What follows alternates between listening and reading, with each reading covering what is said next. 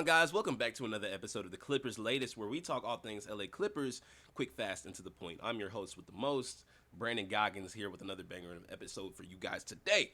And boy, do we have a lot to talk about today. But first, want to do our quick vibe check. Make sure that everybody's doing well today. I'd like to say that I'm doing well today.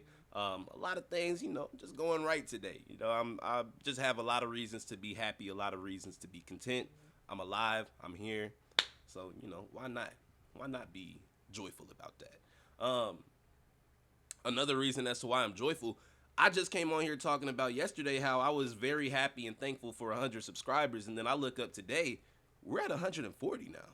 I said that 150 was the next goal, the next checkpoint that we're going to celebrate, and right now we're on pace to get to that goal a lot quicker than I really anticipated. And I just want to, take the time and thank you guys again. For being on this journey with me. Obviously the season's starting to ramp up, so more people are starting to get involved, tap in. So I do appreciate everybody that is doing that. But also I care about the metrics, but I don't at the end of the day, because what I care about more is actually making sure that the content is fun, making sure that it's engaging, make sure that we're having just having a good time overall. Even for the people that tune in that may not be as tapped into Clippers basketball, I try to, convey these things in a way that, you may be able to understand. And if not, at least make it entertaining to watch. You get what I'm saying? So I just hope that I'm covering all bases here. And I just hope that, we can keep on rocking this thing out, man. Like, it's been a good time so far. And, we got a long journey ahead, but a fun one nonetheless. So with that being said, let's talk about some hoops. Kind of. So we back again talking about our boy, our favorite, Pablo Torre, man. Shout out Pablo Torre. But this time he is chopping it up with Mark Cuban, and he had Cuban on his podcast, Pablo Torre Finds Out, which is where he started this whole aspiration fiasco, yeah. But one of the main things that they discussed was the Clippers whole aspiration situation. Honestly, this might have been one of the more insightful conversations that we've heard about it so far, just because of who Mark Cuban is and the positions that he has been in as a former owner himself. He offers a unique perspective on this. Like, he has gone through something like this, and not everybody else can say that they have. There are very few billionaires on this earth, let alone billionaires that have also owned a professional sports team. So you can only imagine the type of things that they're exposed to and the things that they are blamed for just because of their status, who they are. So I feel like Cuban here, he was clear. He is Team Balmer. Surprise, surprise, but we with that. But he called Steve Ballmer one of the good guys, and he said that he doesn't think that the Clippers were trying to do anything wrong or trying to do anything mischievous or anything like that with that sponsorship. And he made it sound like this whole investigation might just be getting blown out of proportion, which I would agree, because he said it was due to some outside noise. I'm looking at you, Pablo Torre. I'm just saying, this could have all been left alone, but. He even related this whole thing back to his own experience in Dallas, saying that when you're an owner who actually cares about your players, you're always going to be under that microscope. People are always going to be looking for, reasons to take jabs at you, and really call you out, kind of just throw you off your position. And he compared it to when people were questioning him and Dirk Nowitzki years back about, some cap circumvention speculations back then. And he was really just talking about how the media can take a story, run with it, even when there's nothing legal about what's happening. They can it can be a small narrative. It gets amplified. Somebody with a little bit of status, with a little bit of clout, takes that narrative and they run with it. You know what I mean? And then I feel like in the era of social media, it's all about who's first and who's trending. Over something like accuracy.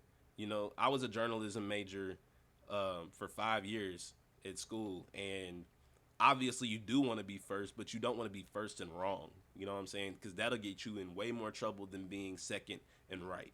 You know what I'm saying? So I'm glad that he said that because it's different when it comes from somebody that who's actually been in that, in that seat, in those shoes. He knows the pressure that comes with being a front-facing owner, and he still stood behind Balmer. You know what I mean? Like, if a guy like Mark Cuban, who's been through the fire with the league, the media, everybody that's trying to, spray this criticism at him, if he's saying that Balmer's one of the good ones, that tells you something. And it makes this whole aspiration narrative feel like more of a distraction than any real type of issue. Because there are other real issues that are going on, but we're spending a lot of time on this for whatever reason. Why wouldn't you trust a billionaire that's backing up another billionaire? I mean, I'd say that that's all the evidence you need for a claim like that. If you ask me, I mean, I trust, my billionaire friends that back me up. That's how many billionaires that I know as of this moment. Gonna come up soon, but yeah, man. Like, I appreciate Mark Cuban, coming out and standing up for Steve Ballmer and all of that. Obviously, there are a lot more details in the episode itself, not to try and promote this guy's platform, but if you want to see more of what Mark Cuban said, definitely go take a look at the podcast or take a listen to the episode that featured him on it. He had a lot of interesting things to say, and like I said, offered a unique perspective from somebody that somebody that isn't equal financially to a lot of other people that have opinions on this situation. So go check that out. But now let's talk about some actual hoops, Clippers hoops, that is. The roster, specifically speaking, it's looking like the Clippers are locked in for the 25-26 season. Law Murray from The Athletic reported that the Clippers didn't plan on adding any more players to their training camp roster. So we're going 20 deep heading into these last few preseason games. We've got 14 standard contracts, the main guys that we all know, two-way deals with Jordan Miller and Kobe Sanders, and then 4 training camp guys in Jason Preston, Patrick Baldwin Jr., Jamil Telfort, and Ty Washington Jr. And I know that you're probably thinking, wait, didn't Ty and Baldwin get waived? Yeah, but they're back. So you're probably wondering, how do we still have 20 guys if that was, our original number? Well, that's because it came at the expense of 2 players who got waived to make some room. Unfortunately, those 2 players included Trenton Flowers and John Poulikitis. Now, I'm not going to lie, that kind of hurt just a little bit. Because I really, really thought that Flowers showed some promise against the Loon Lions. He got some buckets. He looked smooth in transition. He had the athleticism that had me thinking that he was going to be the third bounce bro. I really saw the upside in him, no pun intended. But he didn't get that many minutes against Denver, which probably told us all that we needed to know. As for Poulikitis, I kind of saw that one coming. I ain't gonna lie. No diss, but I just didn't hear much from him after he signed. It just wasn't really nothing to. Never mind. I'm gonna leave it alone. But I have seen some fans speculating that maybe the Clippers will bring Flowers back on a 2-way like they did Ty and Baldwin. But Law's report kind of makes it sound like that may not be in the plans right now. I mean, you never know what could happen. I don't know if I see that right now. But either way, best of luck to both guys. But as of now, the roster is set, and I feel pretty confident about where we at. The depth is there, the veteran leadership is there, and we've got a nice balance of experience and hunger. So, speaking of lineups and fits and people that are on the roster and all that type of stuff, I want to talk about our boy John Collins once again. I've been saying it, but now it's pretty clear. Collins looks better next to Brook Lopez than he does to Zubac. And that's not a knock on Zoo at all, at all. They can still work together. But the difference that I see when he plays with one as opposed to the other is obviously spacing. Brook's game allows JC to move for real. Brook can go down low when he needs to, but he also knows when to step out to that short corner or even to that three-point line and give Collins some room to splash, slash and finish. John Collins ain't really splashing, you know what I'm saying? That's Brook Lopez, not John Collins. He's working on it, though. We going to work on it. But, when JC's out there with Zoo, it's a little more clogged up because Zubac lives in the paint. That's his game. Rebound, rim protect, finish inside, and he's great at it. I'm not knocking that, at all. But when it comes to JC, you know what I'm saying, getting a stretch big like Brook Lopez out there, you can just see how much smoother his offense looks, and it's really a difference maker. So I've been saying it. Him coming off the second unit might actually be the best thing for him. You know, I'm all for it. Starting doesn't mean everything if you're not able to be yourself. I thought that he was going to be the starter, but like after seeing how he fits in with these different lineups, I low-key think that's the more optimal move for him to go with that second unit. But, you know, if he's cooking, I'm all for it, man. Like, you know what I'm saying? You just let him cook. And honestly, with how he's playing right now, I think that we're about to see the best version of John Collins since his Atlanta days. Not to exaggerate, but I really think that we could see that, even if he is coming off the bench.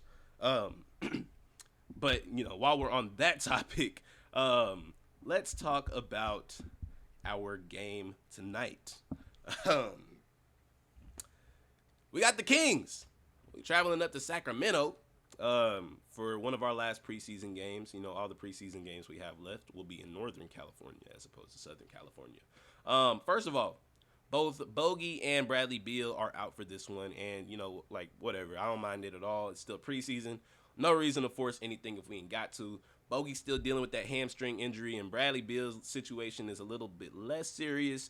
But like I said in the previous episode, they're still easing him back. And I'd rather them both be 100% for opening night than try to prove something in October, well, early October, you know what I'm saying, and risk injury even more or risk something else.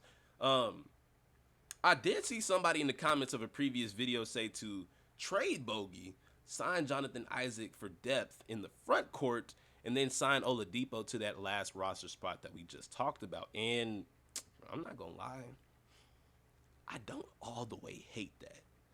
Depending on the severity of Bogey's injury or just how much it holds us back, that could be the optimal move here. But the only pushback that I have on that is that we lose shooting with Bogey if we do make that move. And I don't know if that in itself is worth it, but, you know, maybe you on to something. Maybe it just won't be those players. I said that Oladipo deserves a roster spot. I think that, I don't know. I could see it happening. Why not? He was going off. He's gone off in pretty much every game that he's played in the preseason. You know what I'm saying? He's the only reason why the Loon Lions are relevant.